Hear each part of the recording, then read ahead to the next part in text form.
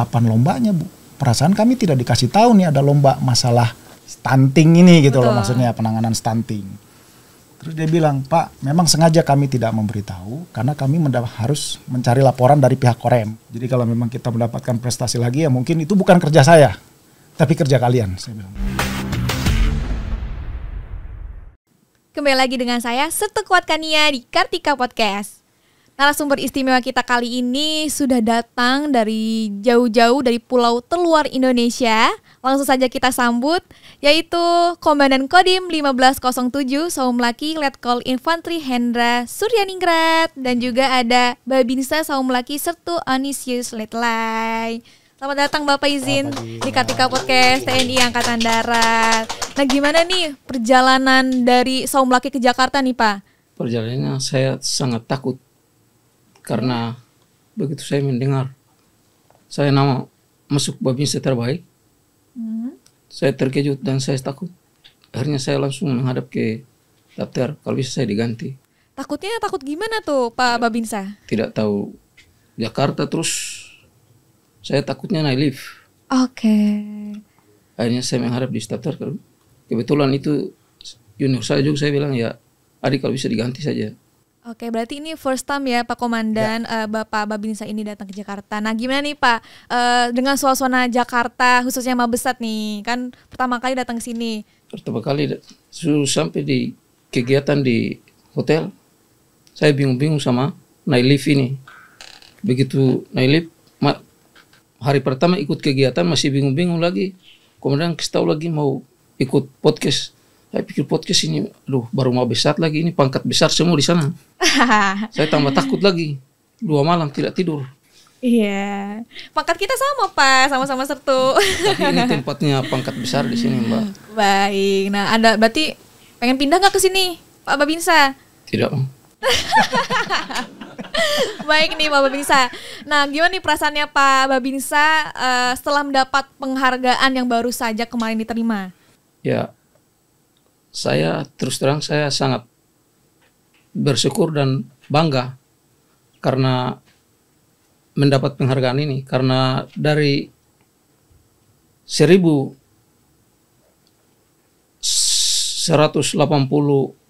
Babinsa di Korem 151 Binaya atau Provinsi Maluku, saya yang terpilih sebagai Babinsa terbaik.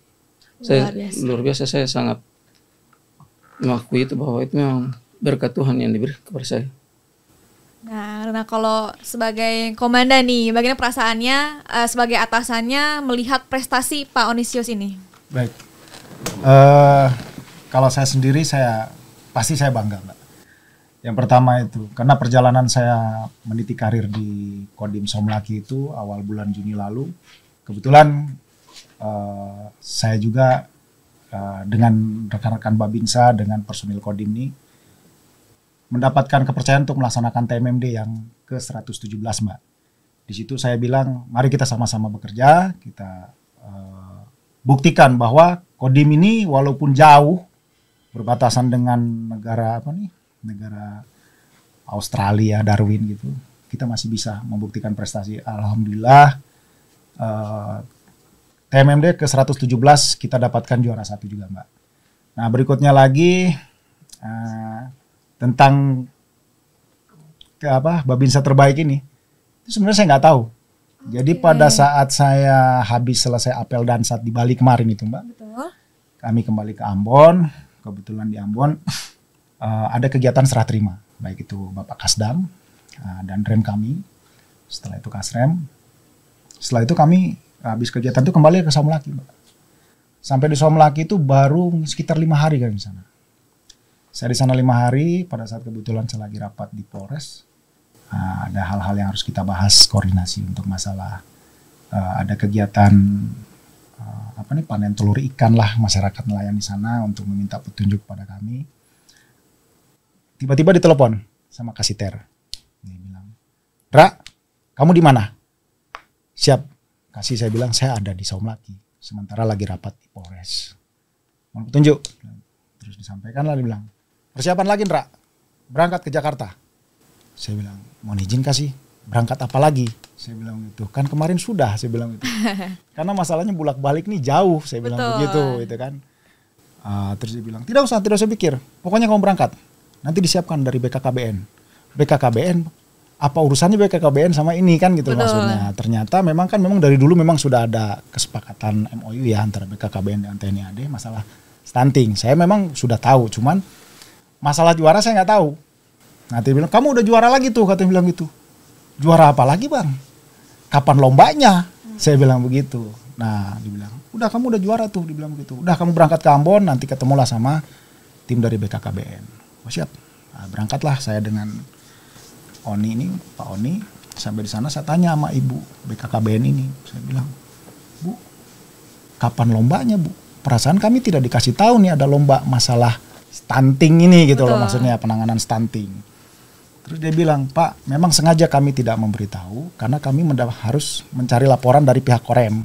Kan saya melaksanakan stunting ini penanganan stunting ini saya 1 bulan 2 kali Mbak. Jadi minggu pertama sama minggu ketiga itu sudah saya sendiri inisiatif gitu loh dengan babinsa saya bilang kalau misalkan kita melaksanakannya sebulan sekali atau 2 bulan sekali kayaknya nggak akan bisa menuntut mengatasi hal ini. Akhirnya saya bilang kita adakan sebulan 2 kali. Saya bilang itu. Jadi minggu pertama sama minggu ketiga.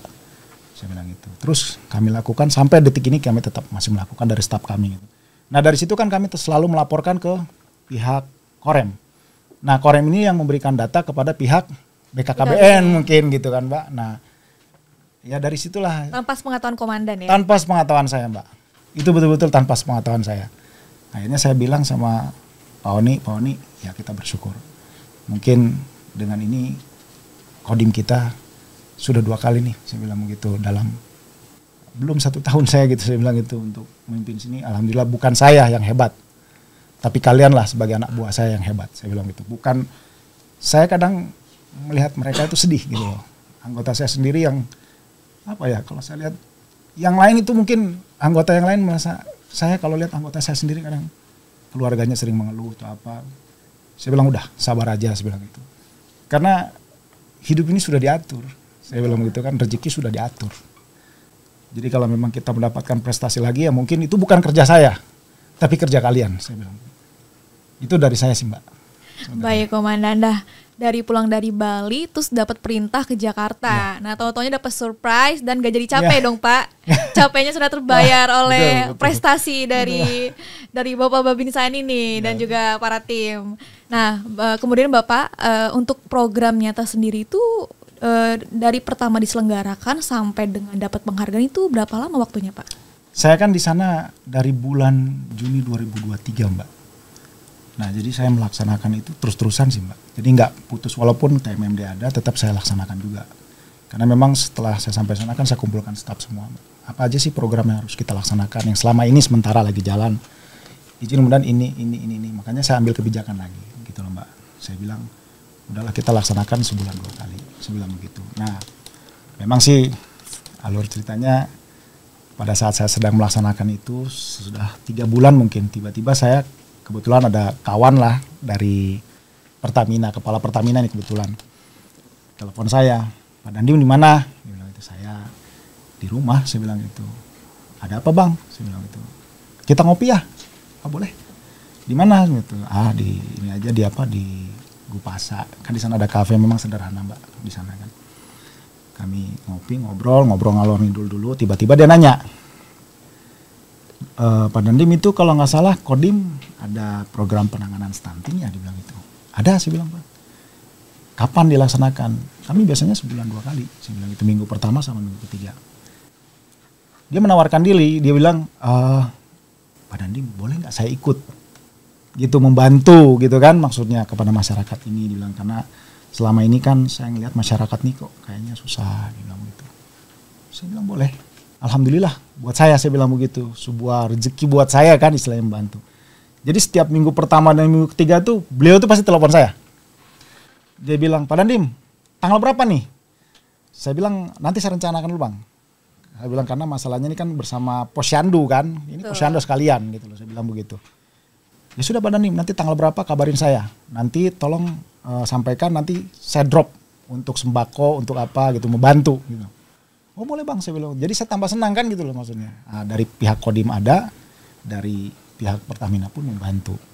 Kan gitu loh. Jadi datang ke sana tuh yang awalnya memang terus terang Mbak, masyarakat di sana itu kan saya kasihan juga ya gitu. Maksudnya sudah perjalanannya jauh gitu kan. Kadang-kadang babinsa saya juga mau menjemput dengan motor aja susah, harus jalan kaki lagi menjemput mereka. Jadi mereka itu tidak termotivasi dengan itu karena kan hanya sekedar stunting itu kan anak kecilnya aja yang dikasih makan kan maksudnya. Nah, sedangkan dengan adanya sembako ini kayak telur, susu, beras, akhirnya kan mereka datang gitu Mbak. Karena dengan memberikan makan itu orang tuanya pun kita kasih membantu hal itu. Nah itu yang sementara sampai detik ini kami masih melaksanakan itu. Baik Bapak, nah berarti dukungannya itu berupa sembako. Ada lagi nggak sih selain sembako Pak? Sementara ini kalau hanya untuk yang lain paling hanya sosialisasi aja Mbak. Contoh kayak di sana itu kan pernikahan dini Mbak. Betul, itu penyebab stunting ya, juga. Stunting itu. Jadi dari umur 11, 12 sampai umur 15 tahun sudah pada nikah. Betul. Alasannya karena dipaksa orang tua. Kan gitu Mbak. Gitu loh, supaya mengurangi beban dari keluarga kan gitu loh dengan suaminya. Tapi ternyata salah kalau menurut saya ya. Betul. Dikarenakan dengan pernikahan dini kan mereka belum terlalu paham masalah gimana sih cara merawat anak yang baik, gizi yang baik untuk anak gitu. Karena pernah saya ngobrol sama salah satu ibu-ibu ini masih umur 14 tahun, saya tanya. 14 tahun sudah 14 jadi tahun, seorang ibu. Iya Bu. Wow. Saya bilang, Bu, suaminya mana? Saya bilang itu, suami saya lagi jala ikan. Nelayan lah maksudnya, kan memang di sana kepulauan Mbak. Terus saya tanya lagi, hasilnya bagaimana tuh ikan? Hasilnya ada, Pak Itua suka kasih, tapi biasanya kan Pak Itua itu kan pasti memenuhi dulu kebutuhan dia kan gitu loh. Dia tangkap ikan, dia penuhi dulu kebutuhannya dia. Contohnya beli rokok dulu untuk dia begini-begini pihak suaminya. Setelah itu baru sisanya baru diserahkan kepada anak istrinya. Kan gitu loh. Tapi dalam hasil tangkapan itu kan kita nggak tahu Mbak berapa banyak yang didapat di laut. Kan gitu. Entah rezekinya hari ini banyak, entah besoknya nggak banyak kan gitu loh. Sehingga dalam hal-hal pemenuhan kebutuhan gizi anaknya itu ya kurang Mbak. Kalau menurut saya gitu loh. Karena memang ya rata-rata mereka nelayan itu kan bukan nelayan yang memang didukung dengan perahu yang besar, tapi kan mereka membuat sendiri Mbak dari batang kayu. Orang bilang apa ya, katinting atau sampan gitu. Gitu di sana Mbak. Nah kalau dari saya pribadi juga setuju banget sih Pak. Kalau dari daerah Telur itu mengadakan program stunting karena bagi generasi milenial sekarang itu menganggap kalau stunting itu bukan disebabkan dari pernikahan muda. Betul, karena ini saya kan dibesarkan dari daerah yang lumayan jauh dari kemajuan gitu. Jadi saya bisa menilai dari pengalaman hidup saya. Jadi mereka tuh menilai kalau stunting itu oh enggak, ini anak cuman kurang makan aja. Ya, padahal banyak faktor lain. Bahkan sebelum kita punya anak itu, sebelum hamil kita wajib mengumpulkan nutrisi untuk mencegah stunting. Dan bahkan kalau nggak salah stunting itu bisa sampai dewasa ya Pak ya? Ya betul. Faktornya dan penyebabnya kayak gitu. Nah kalau dari Pak Onisius nih, bisa diceritain nggak sih program Bangga Kencana dan pencegahan stunting di Pulau Terluar ini awalnya gimana tuh? Kok bisa ikut terlibat gitu? Jadi ceritanya begini Mbak, awalnya desa binaan saya itu anak stuntingnya itu berjumlah 48 orang. 48 orang. Dan perintah dari komandan, saya harus mendampingi bidan desa dengan kader-kader posyandu untuk melaksanakan pendampingan terhadap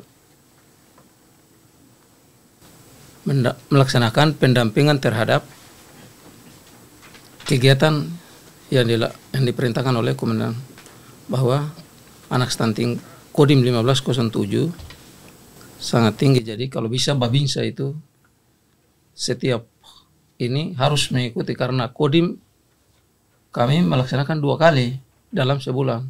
Terpaksa saya harus berkoordinasi dengan staf desa, bidan desa untuk memberikan pengumuman atau pengeras suara untuk disampaikan kepada masyarakat agar nanti jam yang ditentukan harus mereka hadir. Tapi begitu sudah begitu ditentukan jam pun mereka tidak hadir. Kadang ada yang ya malas-malas, kayak tidak mau mengikuti, agak mau gimana bahasanya, melawan begitulah, ya, bandel begitu.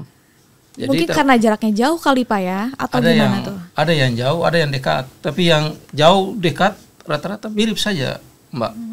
Itu seperti kayak orang tidak mau dengar. Terus kalau sudah ditentukan oleh komandan bahwa harus jam, contohnya Mbak, kalau jam 10 komandan mau hadir, saya sudah takut, ini mesti harus sebelum jam 10 harus sudah harus siap semua. Sudah siap semua. Terpaksa harus saya jemput dengan motor kalau yang jauh. Tapi itu yang bisa ditempuh dengan motor. Kalau yang dekat, tapi kalau tidak bisa dengan motor, berarti harus saya jalan kaki. Memang tidak jauh, istilahnya memang dalam satu kampung atau desa. Tapi harus motornya tidak bisa masuk di rumahnya. Akhirnya harus saya jalan kaki pergi, ya menyampaikan, terus ya menghimbau harus merapat karena nanti jam ini komandan ada mau datang, mau mengikuti kegiatan ini. Memang kalau bidang desa saya sudah koordinasi, jadi enak. Nanti dia hadir, saya juga, dia bantu untuk melaksanakan kegiatan itu. Tapi untuk masyarakatnya ini agak berat, jadi terpaksa harus saya, mau dibilang ekstra juga tidak, cuma ya tugas, jadi harus jemput tempo sebelum komandan datang, karena nanti saya takut saya dapat marah juga. Nanti kalau dapat marah juga, apalagi kalau di muka umum dapat marah, aduh, rasa berat, jadi terpaksa harus saya jemput mereka tempo sebelum komandan hadir. Baik, itu saja yang bisa saya sampaikan. Nah, kalau mohon izin Pak Komandan, selama pelaksanaan program stunting ini, kira-kira sudah berapa persen itu peningkatan bayi-bayi yang sehat ini? Berdasarkan data prevalensi Mbak dari BKKBN Mbak ya, kami itu kan total balita itu kan ada 300, yang di sana itu 326 orang. Jadi dari total itu 31,5% itu, nah itu stunting Mbak. Nah dengan saya juga tidak, makanya saya bilang dari awal saya tidak tahu kan Pak, kalau ini ada perlombaan atau ada apa, kan dari awal saya sudah cerita nggak ada, saya nggak tahu sama sekali. Akhirnya saya melaksanakan itu ya saya kembali lagi kepada kita ini manusia yang harus punya amal perbuatan baik di dunia kan Mbak. Kita bukan hanya mempersiapkan di dunia saja Mbak, tapi kan di akhirat. Berpikir saya seperti itu awalnya gitu loh maksudnya. Jadi saya melaksanakan itu terus saya ikhlas, karena saya punya prinsip itu, orang tua saya dulu mengatakan, Ra, siap. Karena ayah saya juga seorang militer dulu kan, kebetulan sampaikan, dibilang, kamu nanti kalau dinas jangan meminta pamrih kepada siapa saja, baik kepada atasanmu maupun kepada orang-orang sekitarmu. Siap, saya bilang, saya laksanakan Pak, saya bilang begitu. Nah, jadi makanya saya punya prinsip itu ya, saya loyal bukan karena kepentingan Mbak, tapi saya tulus dan ikhlas saya melaksanakan tugas, mau dimanapun. Karena saya sebelum di Somlaki juga, saya jabatan saya kan di Jakarta dan Intel Kodam Jaya Mbak. Jadi saya mendapatkan sprint, langsung pergi jauh di sana, tapi kita namanya perintah Mbak, tetap kita berbuat yang terbaik.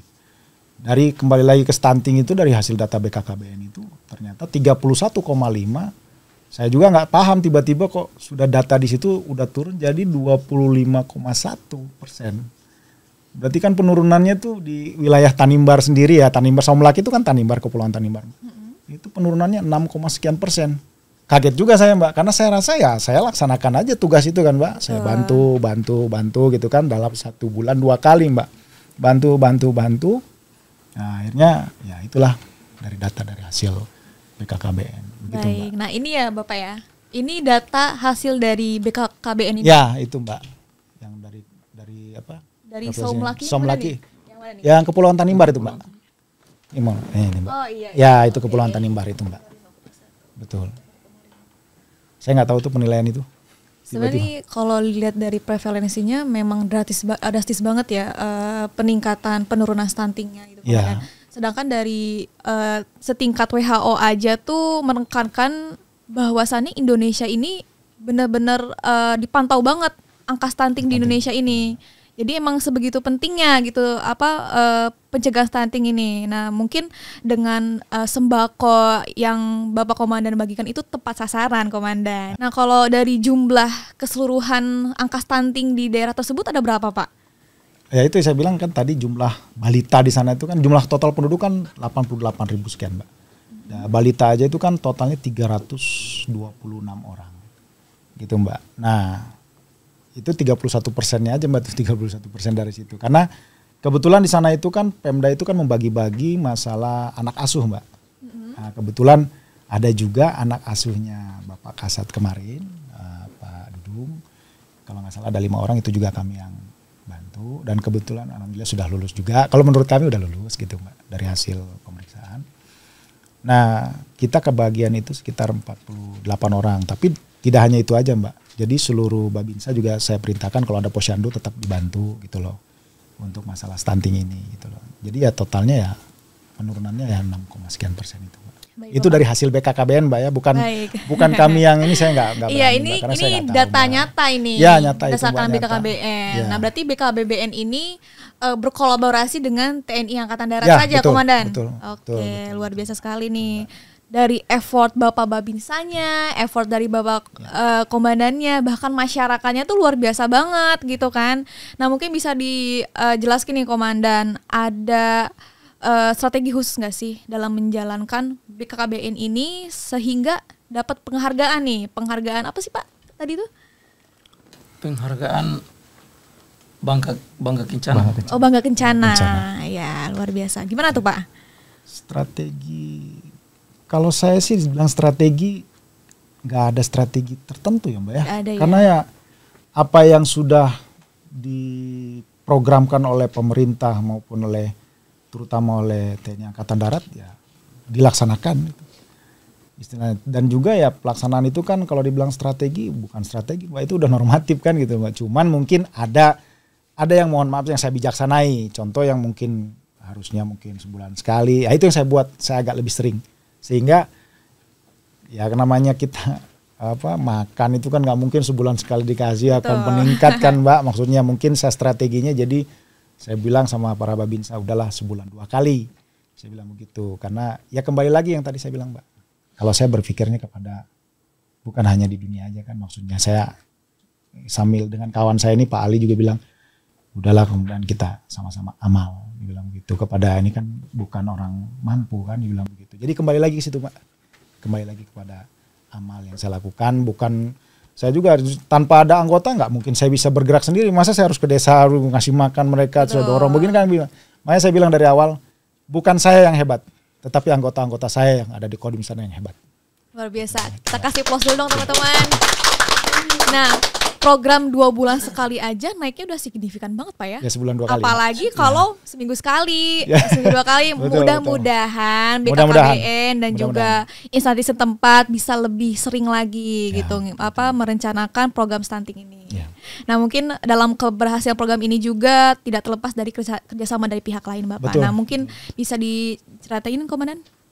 Ya kerjasamanya tadi saya sampaikan itu aja, Mbak. Dengan pihak rekan kami dari Pertamina. Berarti tidak ada instansi lain selain TNI AD, Pertamina, BKBN. Kalau untuk stunting kan sudah ada dibagi-bagi, Mbak ya. Istilahnya untuk instansi sana di sebelah sini, ada desa sini, dia punya anak asuh sendiri. Namun kan saya rasa saya ini yang menjadi pemilik teritorial ceritanya kan gitu, Mbak. Merasa gitu kan. Masa sih saya bilang kalau saya harus mengandalkan mereka juga kan nggak mungkin, Mbak, kan punya kesibukan masing-masing. Mereka pun melaksanakan, Mbak, gitu loh, melaksanakan. Cuman kalau saya ya tetap konsisten dengan saya punya kebijakan yang awal itu, saya bilang udah kita laksanakan aja, saya bilang itu sebulan 2 kali. Ikhlas aja udah, saya bilang itu. Insya Allah saya bilang itu. Kita semua itu namanya orang ikhlas kan pasti akan ada ini ya indah pada akhirnya katanya kan seperti itu, Mbak. Dan itu udah saya buktikan gitu loh bahwa indahnya itu bahwa Babinsa saya dapat juara, Mbak. Jadi dalam 1 tahun alhamdulillah prestasi yang udah bukan saya, Mbak, maksudnya anggota saya toreh di sana dari mulai TMMD ke 117 juara 1 termasuk dengan Babinsa ini.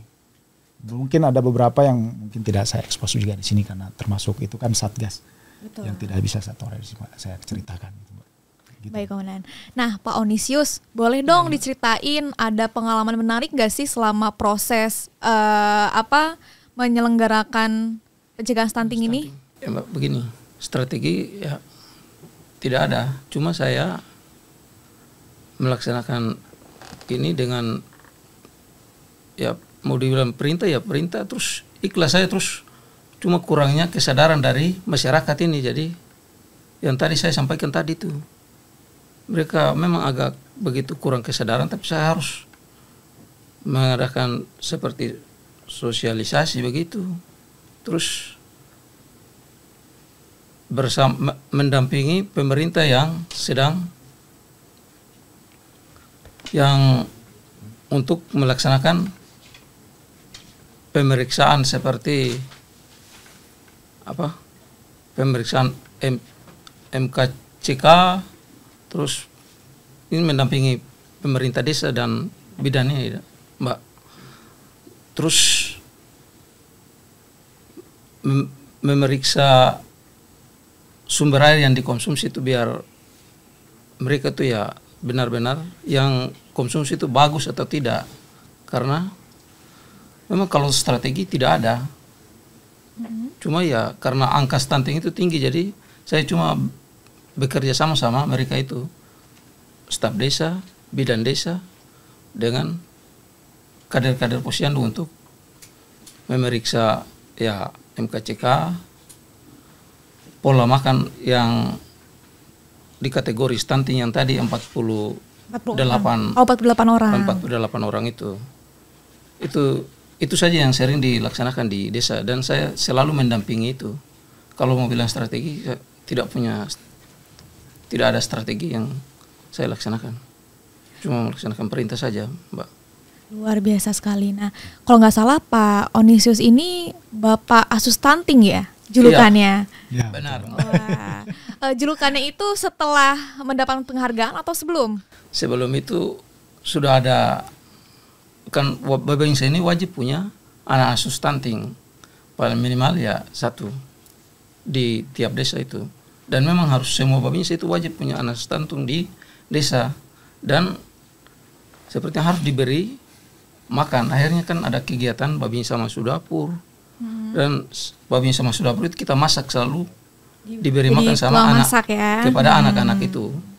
Terus sering-sering juga, kalau diulang sekali-sekali atau sering-sering itu dibawa seperti beras, telur, sarimi. Ya yang tadi disampaikan sama komandan itu, sering-sering harus bawa itu. Mau memang sedikit, tapi memang 1 orang saja untuk yang kenal ya, anak itu wajib untuk kita diperhatikan saja, memberi perhatian kepada anak itu. Itu saja yang saya laksanakan di desa binaan saya. Begitu Mbak. Baik Pak Onisius, nah ini kan sudah selesai kan ya program BKKBN ini dan juga mendapat penghargaan.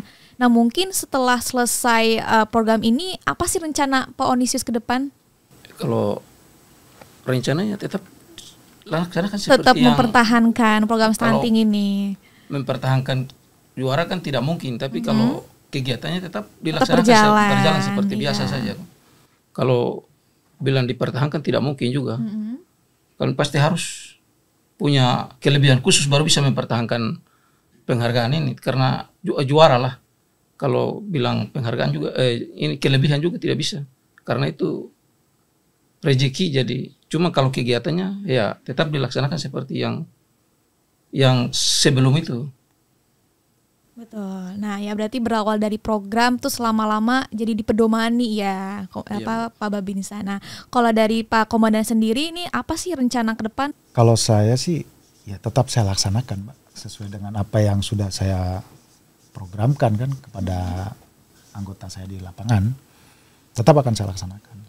Penanganan stunting itu nggak akan berhenti. Tetap berjalan ya. Tetap dilaksanakan sehingga stunting terus akan turun kan gitu loh. Ya saya sih nggak ada yang spesial Mbak gitu kan, saya bilang gitu dari awal, nggak ada yang spesial, pokoknya ya udah kita laksanakan aja terus. Kan gitu loh, karena program ini kan nggak selesai, belum selesai kan Pak. Maksud Betul. saya. Oh berarti belum selesai ya ini ya? Walaupun udah dapat penghargaan tapi belum selesai. Belum selesai kalau menurut saya. Tapi entah kalau dari yang cuman saya hanya minta, kadang kemarin waktu di BKKBN kan waktu di gedung itu saya sampaikan mohon izin kalau bisa gitu berikanlah sosialisasi tentang pernikahan dini kepada masyarakat di pedalaman. Karena apa? Jangan hanya perempuannya saja yang diberitahu atau diberikan sosialisasi tentang masalah pernikahan dini. Karena kan itu tidak bisa dihindari Mbak. Namanya mungkin ada adat istiadat atau apalah, saya nggak paham juga. Hanya saja tolong laki-lakinya pun juga, maksud saya tolong diberikan pengertian tentang pernikahan dini itu. Bagaimana sih tahap persiapannya begini-begini kan gitu loh. Maksudnya kan pihak instansi BKKBN yang paham kesehatan. Kalau saya kan hanya paling mengatakan udahlah, pasti tidak usah nikah cepat-cepat. Apa toh? Iya. Kan gitu loh. Maksudnya nanti anak bagaimana, ini bagaimana. Kan hanya itu aja Mbak. Kalau saya nyampaikan pada saat memberikan arahan kepada. Tapi kan kalau pihak dari yang bidangnya kan paham Mbak. Nanti bahayanya ini begini kan gitu. Kadang saya juga sadar mau belajar juga gitu, baca gitu kadang-kadang. Memang ada, saya pernah dengar tuh bahwa tubuh manusia itu kan karena stunting tuh karena kekurangan protein. Katanya kan begitu. Protein itu kan berdasarkan dari albumen kan. Albumen dari mana? Paling bagus tuh dari putih telur. Kan gitu Mbak maksud saya. Putih telur, susu dengan ikan. Nah sedangkan kita nih ikan banyak nih Mbak. Maksudnya ini kan kepulauan.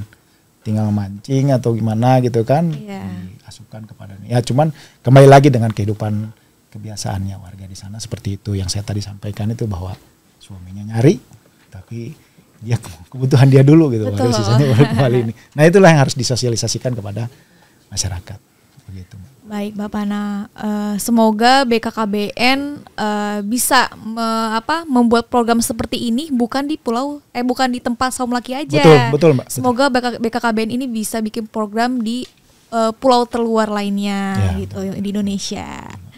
Terakhir mungkin Mbak dari saya ucapkan banyak terima kasih Mbak. Yang pertama kepada Tuhan Yang Maha Esa Mbak, yang sudah memberikan anugerah buat saya Mbak, gitu loh, dengan jajaran saya Kodim Saum Laki yang mungkin jauh di sana Mbak, tapi kami sama-sama bekerja sama bisa menorehkan 2 prestasi dalam 1 tahun ini, gitu loh Mbak. Saya juga mau ucapkan terima kasih kepada Bapak Kepala Staf Angkatan Darat yang selalu menekankan kepada kami bahwa perhatikan terus kesejahteraan anggota. Walaupun anggota kita perhatikan, tetap masyarakat juga kita harus perhatikan Mbak. Terus kepada anggota saya di lapangan, para Babinsa dan Ramil, para staf, saya ucapkan banyak terima kasih gitu kepada mereka. Tetap semangat walaupun kita di pedalaman sana gitu loh. Karena di mana bumi dipijak, di situ langit harus kita junjung Mbak. Pasti kita akan berhasil Mbak dalam melaksanakan tugas. Itu aja Mbak dari saya. Terima kasih Mbak. Nah, mungkin kalau Pak Onisi saya penasaran nih, pensiunnya kapan sih Pak? Kurang lebih kalau tidak ambil MPP 9, tapi kalau ambil MPP tinggal 8 tahun lagi Mbak. Oh gitu, wah masih lama ya, berarti masih semangat mengabdi. Tetap pam. Oke. Baik, nah terima kasih Komandan dan juga Pak Babinsat setelah meluangkan waktunya untuk bincang-bincang hangat di Kartika Podcast TNI Angkatan Darat. Semoga apa yang disampaikan oleh beliau menjadi inspirasi dan semangat untuk kita semua. Bye.